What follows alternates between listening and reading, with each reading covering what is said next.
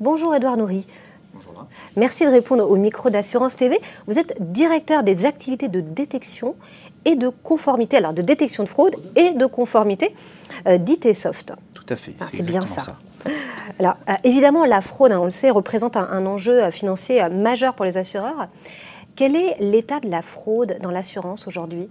Alors, juste peut-être pour resituer, je vais vous présenter rapidement ITsoft pour m'assurer que les personnes qui nous écoutent nous situent bien. Donc ITsoft est un acteur présent depuis un acteur français présent depuis plus de 35 ans qui accompagne 650 clients autour de projets de digitalisation et d'automatisation de processus métiers. Et pour rendre ce service, nous fournissons une solution qui s'appuie sur 3 piliers. Le premier qui est de la capture d'informations, puisque les entreprises et en particulier les assurances ont toujours plus de données à capturer, à contrôler, à structurer pour pouvoir les traiter. Un deuxième pilier qui va couvrir l'automatisation, enfin l'orchestration d'un processus métier de bout en bout et l'automatisation des tâches à faible valeur ajoutée. Et le dernier pilier qui est ce qu'on appelle chez nous la détection des risques. Et donc qui va couvrir deux principaux risques, les risques de non-conformité réglementaire et les risques liés à la fraude. Et donc c'est la combinaison de ces 3 piliers qui rend notre offre unique sur le marché et qui va permettre à nos clients et en particulier clients assureurs de rendre leur processus métier plus rapide, plus intelligent et plus sécurisé. Vous n'avez pas de concurrence sur le marché? Alors, réellement? Pas avec ces 3 piliers, non. Voilà, la combinaison des 3 piliers rend cette offre et l'offre d'ITsoft unique. Et donc on accompagne après donc nos clients assureurs dans tout type sur tous les métiers, assurance de personnes, assurance de biens, la partie assistance, protection juridique. Sur tous les processus métiers, donc entrée en relation, souscription, vie du contrat, et puis bien évidemment toute la partie sinistre prestation. Voilà. Très bien. Alors justement, quand on parle de cette fraude, si on revient à cette question-là, on le sait, c'est un enjeu financier qui va être majeur, qui est très important pour les assureurs. Et à ce moment-là, enfin déjà, quel est l'état de la fraude justement dans l'assurance, mais également comment est-ce que vous allez à ce moment-là agir? Alors, si on fait un état des lieux, donc la fraude est une réalité et ça c'est pas nouveau. Malheureusement, elle est accélérée par la digitalisation de la relation client. Il est beaucoup plus facile de frauder quand on n'a pas de relation en face à face. Donc ça c'est vraiment un enjeu qui accélère cette fraude. Si on regarde en termes d'enjeux financiers, on peut citer les chiffres de l'ALFA, donc qui est l'association de lutte contre la fraude à l'assurance, qui pour 2018 a sorti un certain nombre de chiffres de ses adhérents. Si on prend la fraude à l'assurance de biens, c'est à peu près 320 millions de fraudes. Sur l'assurance de personnes, c'est 68 millions d'euros de fraude, même si pour cette fraude, elle considère qu'aujourd'hui c'est pas représentatif du fait du manque de démarches de lutte contre la fraude pour la partie assurance de personnes. Et le plus important, c'est que finalement parmi ces 400 millions pratiquement de fraude, en fait 200 millions est de la fraude qui a été détectée a posteriori, c'est-à-dire payée à tort, et donc sur lequel il sera effectivement très difficile pour les assureurs d'aller récupérer la fraude. Et ça c'est sur ce qui est détecté. Maintenant, que représente la fraude? Alors là, on rentre vraiment sur de l'estimation.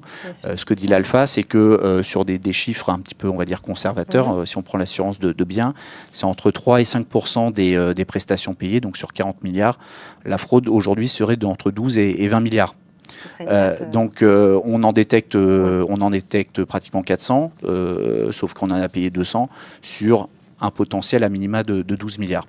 Donc on voit finalement que même si les entreprises ont malgré tout, les assureurs ont malgré tout mis en place des solutions, aujourd'hui il reste un gros chemin à parcourir et que effectivement probablement que les solutions qui ont été mises en place, les approches qui ont été mises en place ont atteint leurs limites en fait. Et quelles sont justement les limites des méthodes actuelles de lutte contre la fraude à l'assurance? Alors elles sont Justement, on a fait pour TD Insurance et l'assurance en mouvement, on a fait un sondage. Il y a 180 personnes qui ont répondu. Et on leur a demandé quelles sont pour vous les limites les plus importantes en les classifiant dans la lutte contre la fraude. Et donc, les trois qui reviennent, c'est d'abord une approche qui est faite par échantillonnage. Donc, on fait du picking sur un certain nombre de dossiers, on les regarde avec plus de détails pour essayer de détecter la fraude. Donc ça, c'est la première limite. On ne fait que de l'échantillonnage. La deuxième, c'est la capacité à avoir des contrôles qui sont finalement a posteriori, ce qui revient le constat justement sur ces 200 millions de fraudes qui ont été découvertes après être payées. Et puis la troisième, c'est l'incapacité donc du coup de pouvoir contrôler tous les documents parce que tous les dossiers, ça représente un volume qui est tellement énorme. Il y a aussi des enjeux de délai de traitement puisque un des enjeux dans la relation client, c'est de traiter très vite le dossier. Donc l'instruire et faire de la détection de fraude, ça prend du temps dans l'état actuel des solutions qui sont mises en place, des approches.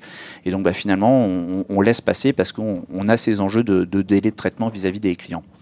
Ça, c'est ce que disent les assureurs sur ce sondage. On a quand même quelques autres limites.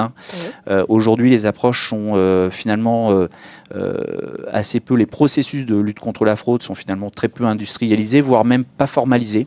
Il n'y a pas vraiment un processus qui a été défini pour dire comment je détecte une fraude, quand j'ai une suspicion de fraude, comment je l'instruis, comment je réagis vis-à-vis de mon assuré qui est potentiellement fraudeur, et puis après, si la fraude est avérée, comment je gère cette fraude.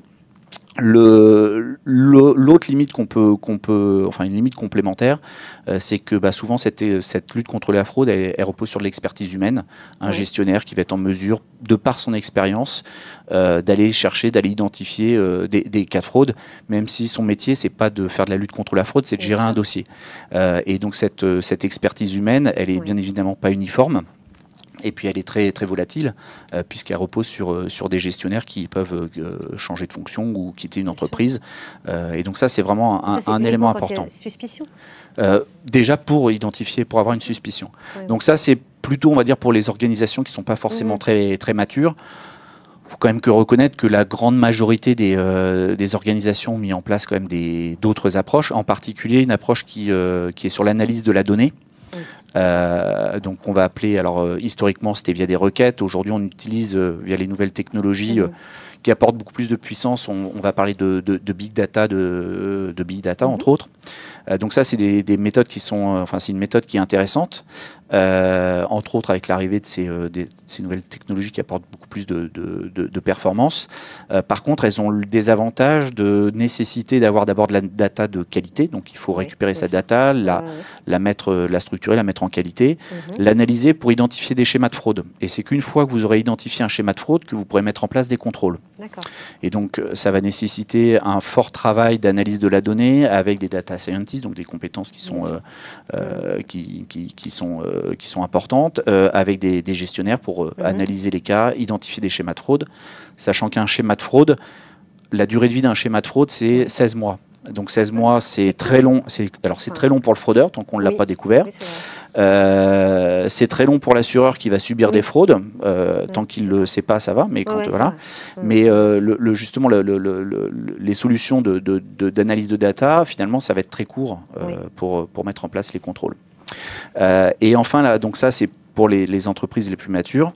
Et enfin, il y a un dernier élément qui nous semble le plus important, c'est que finalement, aucune de ces technologies n'adresse le document. La détection de documents qui sont frauduleux ou falsifiés. Alors, il faut savoir que, donc, selon la FCE, qui est une agence, une association d'experts internationaux dans la lutte contre la fraude, parmi les 8 méthodes les plus utilisées par les fraudeurs, 4 concernent le document. D'accord. Que ce soit un document papier, un document numérique, un document falsifié, un document frauduleux. Voilà. Donc le document est un élément essentiel dans la fraude. Et aujourd'hui, il n'y a pas de solution en place ou utilisée pour industrialiser cette détection des documents frauduleux. D'accord, donc ça c'est l'approche d'ITsoft. Alors c'est fort de ce constat. En fait, on a bien vu qu'il y avait un manque et un axe pour rendre la lutte contre la fraude plus efficace. Et donc on a décidé d'avoir une approche qui est différente, qui est de dire que en fait on va systématiser le contrôle de tous les documents qui rentrent dans l'organisation, quel que soit leur format, quelle que soit leur source d'arrivée, dès leur réception et avant la mise en gestion. Pour détecter au plus tôt la fraude. Et donc en fait c'est un service cloud robotisé qui va détecter les documents falsifiés. Et donc pour ce faire en fait on va combiner deux stratégies. La première ça va être d'essayer de détecter des suspicions de falsification du document, de manipulation du document. Très simplement, hein, le fraudeur va photoshopper un document qui va en rentrer après dans le processus. Donc c'est de mettre en place des technologies d'intelligence artificielle, donc qui sont des technologies qui sont développées, des technologies exclusives développées par ITsoft, en particulier avec des laboratoires de recherche universitaires français et européens, avec qui on travaille depuis une trentaine d'années, puisque toutes ces technologies de machine learning, de big data, d'analyse de documents sont intégrées dans nos solutions. Donc on a ce premier axe qui permet de voir si un document a été manipulé. Et le deuxième axe, c'est la détection d'incohérences de données qui sont présentes dans le document, où là on va lire le maximum d'informations et on va appliquer des contrôles de cohérence pour éventuellement détecter des incohérences en nous appuyant sur des référentiels métiers, sur des systèmes experts qu'on a développés. Et donc en combinant ces deux technologies, on est capable de traiter tous les documents qui rentrent dans les processus qui vont déclencher ou alimenter un processus métier. Et, quels sont les résultats et les bénéfices de cette approche ? Sur des cas clients, hein, on a par exemple dans un certain nombre de contrats d'assurance, un des justificatifs lors d'un sinistre, ça va être une facture justificative. Sur l'utilisation de nos solutions, on est en mesure de détecter 92% des factures qui étaient identifiées comme frauduleuses. Donc ça c'est un premier exemple. Le deuxième exemple qui est plus sur le métier de la santé et de la prévoyance, on arrive à identifier, alors en moyenne c'est 2,4% du flux sur lequel quand on le passe dans nos solutions, on a une suspicion pour 2,4% du flux. Et quand on présente cette suspicion à un gestionnaire ou à un expert, en fonction des typologies de documents, entre 55% et 75% des suspicions, il va effectivement dire oui, c'est une fraude qui est avérée, ou quand je vois ce document avec cette suspicion, je vais déclencher une étude approfondie pour vérifier si effectivement il y a bien une fraude qui se cache derrière ce... Donc là on creuse. Donc là on creuse. Donc on a vraiment la capacité du coup à systématiser le contrôle de tous les documents et à avoir des résultats qui sont extrêmement intéressants. Donc derrière...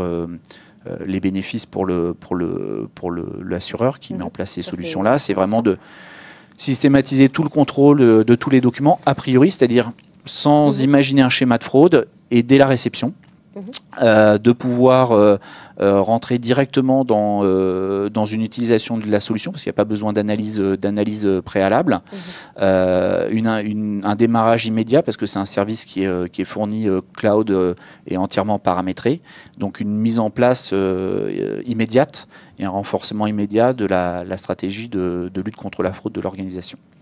Très bien, donc ça va être d'une grande aide pour récupérer cet argent qui finalement quand même cette masse d'argent qui se volatilise et aujourd'hui avec les approches traditionnelles où on n'arrive pas à traiter tout le flux, ou alors avec des coûts de traitement qui sont extrêmement importants, et donc les organisations ne sont pas en mesure de pouvoir systématiser, donc on utilisent leurs limites, leurs solutions actuelles. Merci beaucoup, Édouard. On va terminer par une question. Vous savez qu'aujourd'hui, le thème, c'est la transformation du secteur de l'assurance. Oui. Comme ça, spontanément, vous diriez quel est le mot-clé de la transformation ou une idée clé ?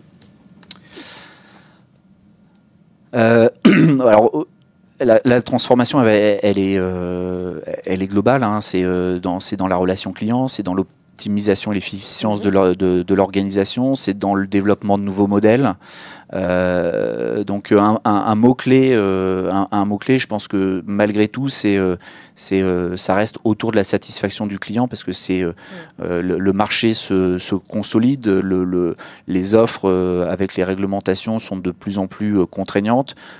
Voilà. Et donc pour se différencier, c'est le service qu'on va apporter au client, le service supplémentaire et la qualité de service. Donc je remettrai encore une fois le client au cœur. Voilà. Merci beaucoup, Édouard. Merci, Laura.